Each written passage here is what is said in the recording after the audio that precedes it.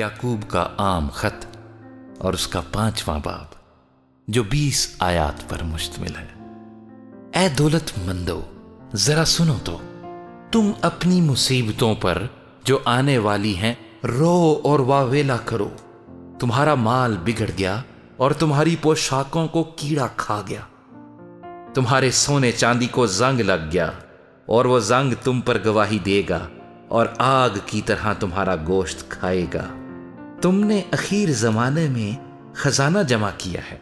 देखो, जिन मजदूरों ने तुम्हारे खेत काटे, उनकी वो मजदूरी जो तुमने दगा करके रख छोड़ी चिल्लाती है, और फसल काटने वालों की फरियाद रब्बुल अफवाज के कानों तक पहुंच गई है।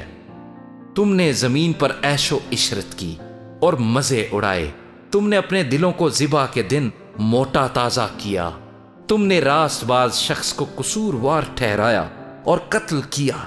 वो तुम्हारा मुकाबला नहीं करता। बस ए भाइयों, खुदावंद की आमद तक सब्र करो। देखो, किसान जमीन की कीमती पैदावार के इंतजार में पहले और पिछले मींह के बरसने तक सब्र करता रहता है। तुम भी सब्र करो और अपने दिलों को मजबूत रखो, क्योंकि खुदावंद की आमद करीब है। ऐ भाइयों, एक दूसरे की शिकायत ना करो ताकि तुम सजा ना पाओ। देखो, मुंसिफ दरवाजे पर खड़ा है। ऐ भाइयों, जिन नबियों ने खुदावंद के नाम से कलाम किया, उनको दुख उठाने और सब्र करने का नमूना समझो। देखो, सब्र करने वालों को हम मुबारक कहते हैं। तुमने अयूब के सब्र का हाल तो सुना ही है, और खुदावंद की तरफ से जो इसका अंजाम हुआ उसे भी मालूम कर लिया, जिससे खुदावंद का बहुत तरस और रहम जाहिर होता है। मगर ऐ मेरे भाइयों, सबसे बढ़कर यह है कि कसम ना खाओ, ना आसमान की, ना जमीन की, ना किसी और चीज की, बल्कि हां की जगह हां करो और नहीं की जगह नहीं, ताकि सजा के लायक न ठहरो। अगर तुम में कोई मुसीबत ज़दा हो तो दुआ करे। अगर खुश हो तो हम्द के गीत गाए।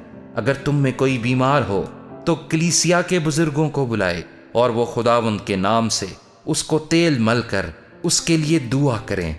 जो दुआ ईमान के साथ होगी, उसके बाइस बीमार बच जाएगा और खुदावंद उसे उठा खड़ा करेगा। और अगर उसने गुनाह किए हों तो उनकी भी मुआफी हो जाएगी। बस तुम आपस में एक दूसरे से अपने अपने गुनाहों का इकरार करो और एक दूसरे के लिए दुआ करो ताकि शिफा पाओ। रास्तबाज की दुआ के असर से बहुत कुछ हो सकता है। एलिया हमारा हम तबीयत इंसान था। उसने बड़े जोश से दुआ की कि मींह ना बरसे। चुनाचे 3.5 बरस तक जमीन पर मींह ना बरसा। फिर उसने दुआ की तो आसमान से पानी बरसा और जमीन पर पैदावार हुई। ऐ मेरे भाइयों, अगर तुम में कोई राह हक से गुमराह हो जाए और कोई उसे फेर लाए, तो वो ये जान ले कि जो कोई किसी गुनहगार को उसकी गुमराही से फेर लाएगा, वो एक जान को मौत से बचाएगा और बहुत से गुनाहों पर पर्दा डालेगा।